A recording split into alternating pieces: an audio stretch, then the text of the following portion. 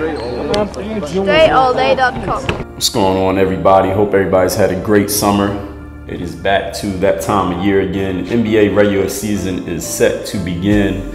And I wasn't even going to do this, but people asked me, Dre, are you still going to do that top 5 players at every position or predictions for the year? This is what I'm doing. I'm going to do the top 5. I'm going to do these top 5s. I'm not doing predictions of awards and none of that because I don't even know. I don't really pay attention to the NBA off season except for big name trades or free agency. I don't pay attention. I don't really watch summer league. I don't watch college. I don't know who the rookie of the year is going to be. Though I do got Lonzo Ball on my fantasy team, so he hopefully does something good. But this is how we're going to do it this year. I'm going to give y'all 3 videos because we're not going to do it by 5 positions. I'm going to just do it by 3 categories. We got point guard position, a wings, and a bigs. That's how I'm gonna do it. Point guards, wings, and bigs.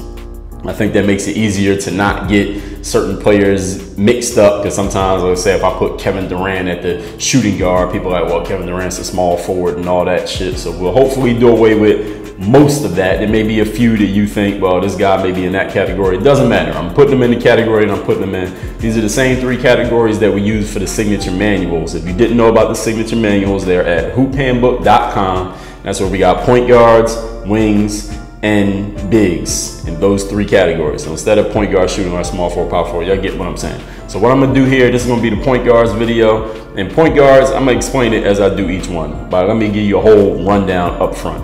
Point guards, I'm gonna give you a top 5, and then I'm gonna give some honorable mention guys and tell you where I think they stand. Wings, see there, I'll go forgetting again. Wings and bigs, I'm gonna do a top 10. And I'm also gonna give a honorable mention of guys who could have been in it but didn't make it because I felt like they weren't better than anybody in the top 10. So 5 for the point guards, 10 for the wings, and 10 for the bigs. So let's get right into the point guards without any further ado. Number 1, point guards. Point guard position in the NBA is like the most, it's like a dynamic position, meaning the guy who's the point guard gets to handle the ball a lot. You see a lot of point guards now are scoring a lot more than the traditional quote-unquote point guard would score. You think a guy like a Steve Nash or a John Stockton, these guys still average close to 20 points a game. And now you got point guards who are scoring 25, 30 points a game, maybe be the leading scorer. They're dominating the ball and the team is built around them doing so. Some teams. Other teams, you have players who are playing that more quote-unquote traditional role.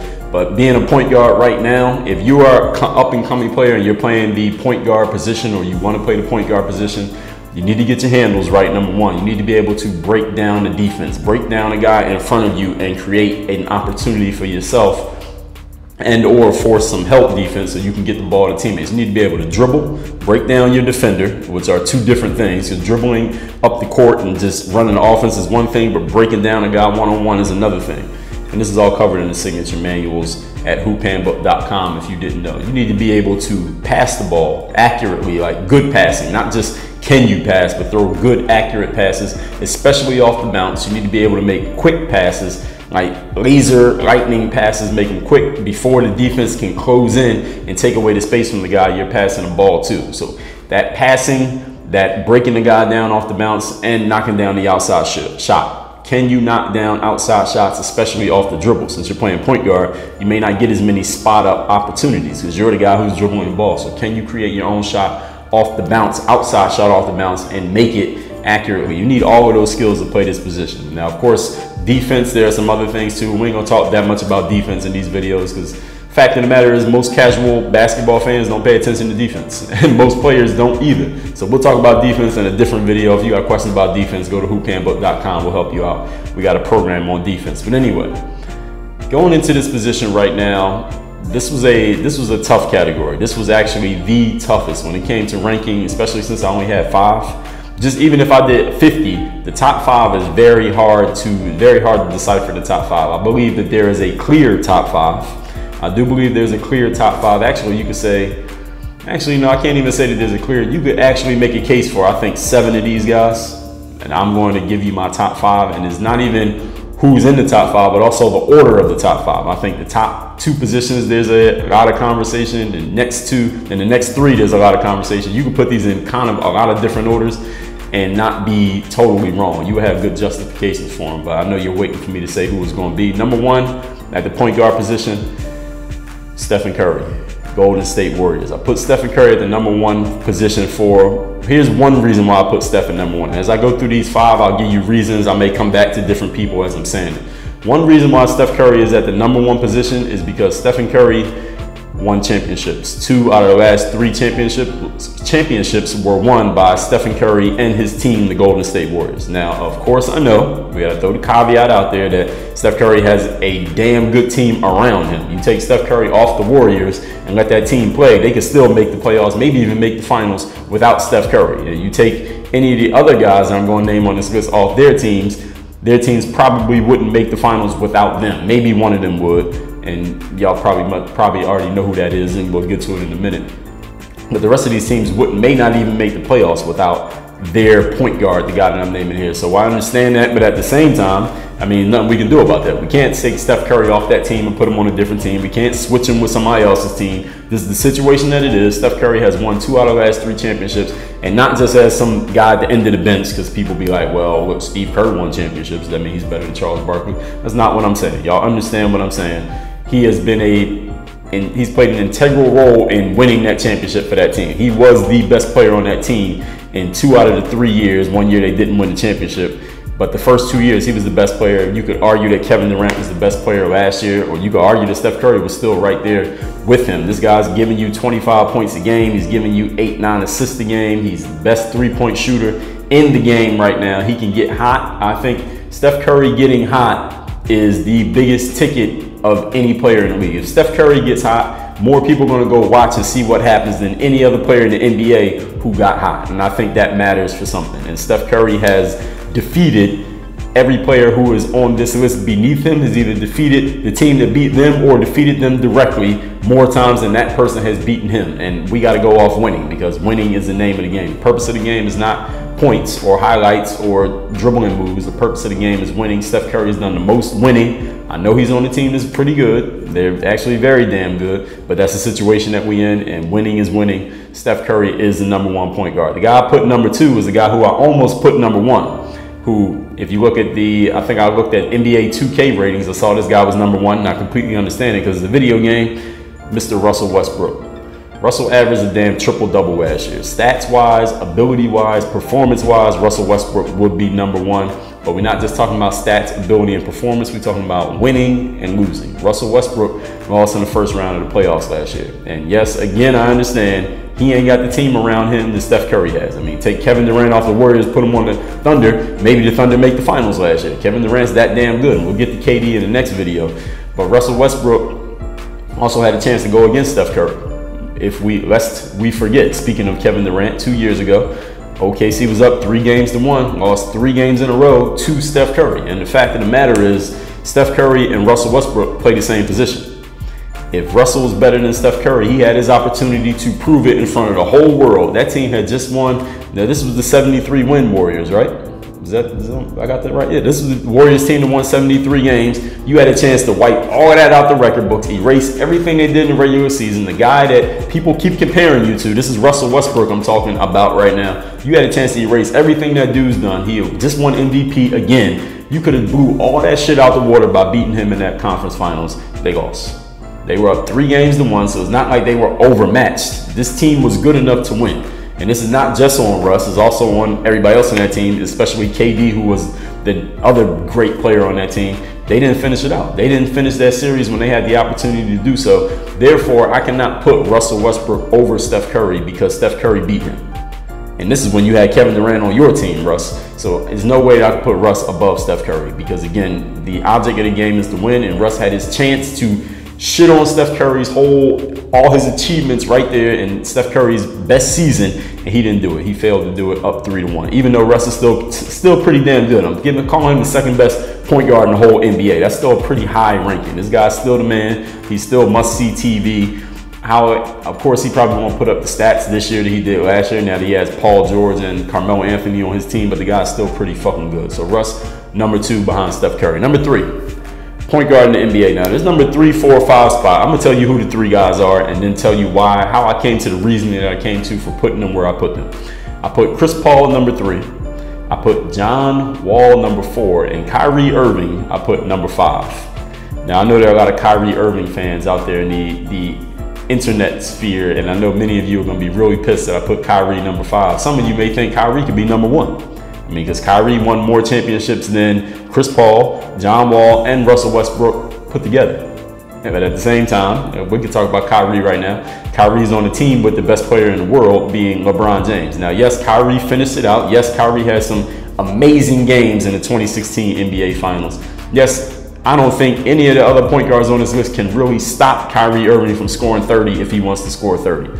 At the same time, I think any of these guys could score 30 on any of the other guys if they wanted to. And Kyrie Irving is probably the best scorer of the point guard position. He's the best scorer, I think, of everybody. He is, yeah, actually, I do think he's the best scorer. Steph's the best shooter, but Kyrie's just the best scorer, period. You just said put points on the board. Kyrie Irving, I think, could, I don't know. Actually, that's a good question. Could Steph Curry or Kyrie put up more points? The thing is, Steph got that 3 ball, so he can kind of maybe outscore him because he got the 3 ball. But Kyrie can fucking put the ball in the basket against any defense, anywhere. It doesn't matter. You could tell him where to score from. He'll score from there. That's a fucking skill. So I'm not trying to shit on Kyrie by putting him at the number 5 spot. But as I've said with Kyrie multiple times and doing these videos over the years, even before he was on teams with LeBron James, object of the game is to win.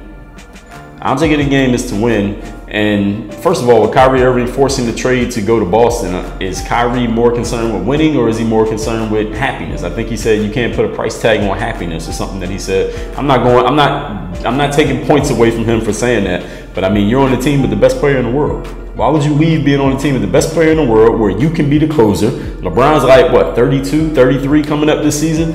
You're eventually going to get the reins handed to you. Kyrie Irving's only like 25, 24, 25 years old. Dude, you're going to have a lot of time to be the man. He's not even in his prime yet. I don't understand why he would need to get traded away from that team. You got it made to be the man, and if the team loses, it is not even on you, Kyrie. It will be on LeBron James because he's the best player on the team. When the Warriors beat the Cavs in the finals last year, nobody was shitting on Kyrie. People didn't really shit on LeBron, but they said, yo, KD outplayed LeBron. The KD fans said, well, KD outplayed LeBron in the finals, or KD did the same thing, super teams that LeBron did. All it was about was LeBron when the Cavs lost. Nobody was talking about Kyrie messed up. Kyrie Irving had it made to be the man, get all the credit for doing this thing, but at the same time didn't have all the burden of responsibility on him. I don't understand why he would give that up. Now, looking at the 2 guys I put ahead of him, John Wall and Chris Paul, these guys are the guy on their team, and that matters to me. It matters to me when you are the guy on your team. Maybe Kyrie Irving didn't want to be the number 2 guy behind LeBron James. He wanted to go to a team where he could be the guy. Maybe that's what he wanted. But in his trade options, he mentioned San Antonio. He wouldn't be the guy there. I believe Kawhi would be the guy. Now, New York, he would possibly be the guy. I would love to have seen him play for the New York Knicks, but that didn't work out. Now, going to Boston, he's teamed up with Al Horford, who I think is happy falling back and letting you be the man like Isaiah was last year, and Gordon Hayward, who I believe could be the guy on any team if he was a little bit more unselfish. And we may get to Gordon in the next video, in the Wings video.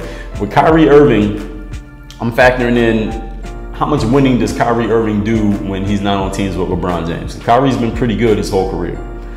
When LeBron James sat out games, just when LeBron didn't play on the recent carnation of the Cavs, when Kyrie Irving was playing, him and or Kevin Love, but no LeBron, the Cavs were terrible. They were absolutely terrible. Y'all watched the finals last year.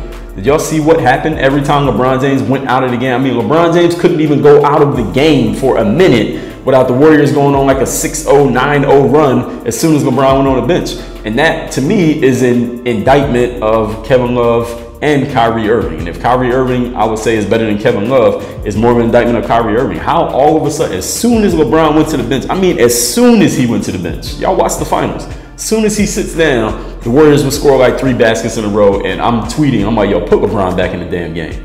He can't sit out because they just gonna start losing as soon as he comes out of the game. Kyrie Irving, listen, I'm gonna put you in the top 5.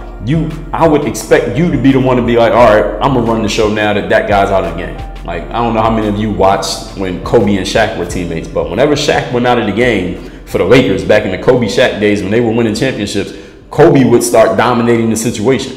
Now, you could say that he was doing it in a selfish way, like, yeah, I must get my points off now that Shaq's out of the game. Maybe he was, but the Lakers didn't just all of a sudden get garbage when Shaq went out of the game. That's the point that I'm making. They didn't become garbage when Shaq went out. Kobe said, all right, Shaq's out, I'm even going to assert myself even more and dominate even more, and that's exactly what he did. I would expect Kyrie to have the same mentality, and I don't know if he had the mentality, but he wasn't doing it. He wasn't producing it. He was not getting the job done when LeBron James came out of the game, and that played a big factor in me putting him beneath a guy like John Wall.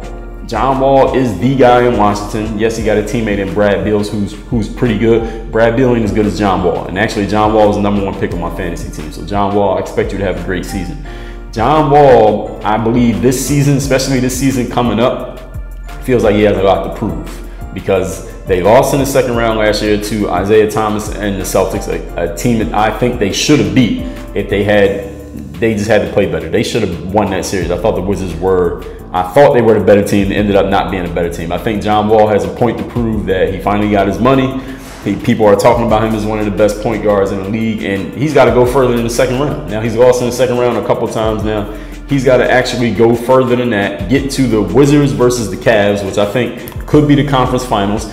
And if the Wizards and the Celtics meet in the playoffs this year, then listen, Kyrie Irving can take everything that I've said here and blow it up and put himself at least above John Wall by beating him in the series. But I believe John Wall wants that matchup. He wants to match up with LeBron. He wants to match up with any point guard in the league who's supposed to be better than him. Steph, Russ, CP3, Kyrie. John Wall wants that matchup. I think he feels like he has a lot to prove. And I think he's ready to go out there and prove it. That's why I put John Wall above Kyrie, not just because I feel he has a lot to prove or I think he'll be great this year, but because John Wall is the man on his team, and he took that team to the second round and he did that before a couple years ago, before Brad Beal even got that good. And let me add this, when Kyrie Irving was the man by himself on Cleveland and the Cavs, they were not even close to competitive, let alone good, let alone a playoff team. They weren't even close to competitive. And that's what I'm gonna keep putting on Kyrie. I've said that years past with Kyrie in these rankings. I can't put him higher than these guys when he has not shown the ability to win as the man. And winning is the name of the game. It's not about stats. It's not about handle. It's not about highlights. It's not about moves. It's about winning games. He has not shown the ability to win as the #1 guy. And until he does, I can't put him above guys who have. And the #3 guy, I put Chris Paul. Now, Chris Paul hasn't gotten past the second round either. Chris Paul doesn't score a whole lot of points, but Chris Paul is so fucking good. If we would just go statistically, Chris Paul is statistically the best point guard in the history of the NBA. Him and Magic Johnson are right there neck and neck. And this is by, again, analytics I'm talking about. But this ranking is not all based on analytics. This is very subjective, so I'm gonna throw in some objective things and subjective and mix them together and come up with my opinion, just in case anybody didn't catch that.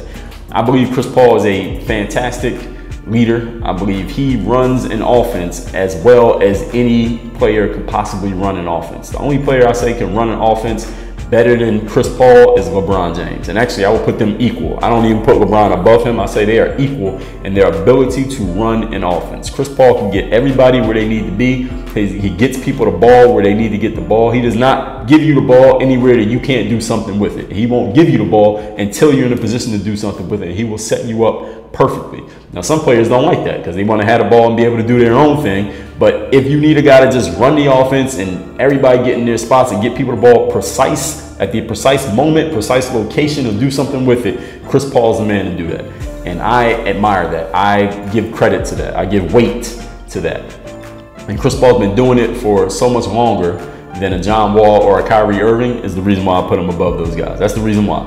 Now, at the same time, he hasn't done it at such a high electric level of galvanizing a whole team the way Russ did last year and the way Steph Curry's been doing for at least the last 3 years. And that's why I put him beneath those guys, and because both of those guys were in the conference finals and Chris Paul ain't been there yet. John Wall ain't been there yet either. And Kyrie's been there, but he was with LeBron as the #2 guy. As the #1 guy, he hasn't shown it yet. That's why he's #5. So that's my top 5 of point guards.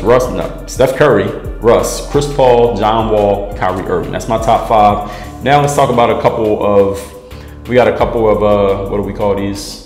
Honorable mention guys at the point guard position. The honorable mentions at point guard, we got Isaiah Thomas, who just got traded to the Cavs, Kyle Lowry, Damian Lillard, Kemba Walker, and Mike Conley Jr. Those are the 5 that I want to mention. First of all, Isaiah Thomas, it would be hard to keep him off this list. If he was still in Boston and he hadn't got injured, it'd be kind of hard to keep him off this list simply because of the season that he had last year. And maybe you could argue that you could put him above John Wall. But I think personally, the reason the Celtics beat the Wizards in that series, not because Isaiah outplayed John Wall, but because the Celtics team in general was just better than the Wizards team in general. And I know I used the opposite argument when I was justifying Steph Curry, and that's why it's my video. I can use subjective and objective and flip them whenever I want to. That's my prerogative. Now that IT being injured and also being on a team like the Cavs where LeBron James is the man, we don't know how he's going to fit. That's why I couldn't put him in the top 5. I couldn't put him above Kyrie because he was playing against Kyrie's team and they were getting their ass kicked before he went out with the injury. He might have been already injured, but hey, that's part of the game. Again, I just explained why I don't put him above John Wall. And with the other guys, Steph and Russ, I don't think we even need to argue that why he would be above either of those guys. Even though I believe Isaiah Thomas he plays with a chip on his shoulder, which I really admire. And I think if he comes back this year healthy, and they say he's out till like February, if he comes back healthy, he has a point to prove because he got traded from the team that he might have thought he would be with for the rest of his career, and people may be counting him out again now that he got traded for Kyrie, and Kyrie may be doing his thing in Boston. I think Isaiah Thomas has something to prove all over again. Hopefully he comes back and proves it. I want this to be a harder conversation next year. Kyle Lowry, pretty good player, but I don't even see an argument for putting him above any of the 6 guys that I've mentioned so far. And he kind of went out very quietly last year. He was injured. Again, not his fault, but he went out quietly, and that's just what it is. Damian Lillard is a solid player. Here's my thing with Damian Lillard. I think we've seen exactly who he is. This is what I think about Lillard. Who he is, what he's been doing. I think we've pretty much seen what type of player Damian Lillard is going to be, how he can be, and who he's going to be for the rest of his career. I don't think there's any higher level Damian Lillard can take his game. And I'm not saying that as a knock on him. I'm saying that that's who he is. Damian Lillard is a borderline all-star in the Western Conference. He's getting you 20 to 25 points a game. He's your number 1 player. This is the thing with Damian. If Damian Lillard is the best player on your team, how far is that team going? It's just a question that I'm going to put out there rhetorically. It's the same thing that I'll put that same question on Kyrie Irving. I'll put the same question on Kyle Lowry. How far is your team going if fill in the blank is the best player on your team? I think the answer for all 3 of them is best case, they go to the 2nd round, but they're not a serious threat to win that series, a 2nd round series, if he's the best player on your team. Now, you could take that as a knock. You could also take it as a compliment. I mean, 2nd round in the NBA playoffs, you still got to be pretty damn good to get there. But that's all I got to say about Damian Lillard. Kemba Walker has talent. He has skill. He gets a couple highlights every year, crossing over and doing his moves and stuff like that. But his same question with Kemba Walker. How far are you getting if he's the best player on your team? Right now, the answer to that question is you get into the 1st round and you're losing. That's it. That's what's happened with Kemba Walker. He's the best player in Charlotte. They get into the 1st round and they lose. I don't know. I mean, can you rank him above any of these other guys if that's the answer to the question? And then you got Mike Conley Jr., who's not an electric guy. He's not going to get probably any highlights all season. Not anything that's going to get on Instagram or nothing like that. But the guy is very solid. Now, him being very solid, how can I put him above anybody in my top 5? Now, that last 5 I gave you, those are in no particular order. Isaiah, Lowry, Damian Lillard, Kemba, and Conley, those guys are not ordered. But I'm saying if you look at my top 5, I can't make a logical argument to put Mike Conley above any of these 5. Kemba, no. Damian Lillard, maybe. There was a time when it was Lillard, Kyrie was a conversation before Kyrie got with LeBron. I think that raised Kyrie a little bit because of the being around LeBron James will raise Damian Lillard too. It raise any of these guys. But that was a situation that Kyrie had to deal with. Kyle Lowry and Isaiah Thomas. So that's where I am on point guards. I got my top 5. You got my honorable mention. What do you think? What did I get right? What did I get wrong? And tell me why. If I got something wrong, tell me why. And if I got something right and I didn't say why, or I did say why, give me some supporting information as to why I got that one right. I want to hear from you. Leave it in the comments. Y'all know what to do. Work on your game. Next, wings. We might put these all out on the same day. I might do them separate days. Actually, I'm going to do them separate days. So tomorrow, we'll do the wings video. Work on your game. I'm actually going to record it right now, though.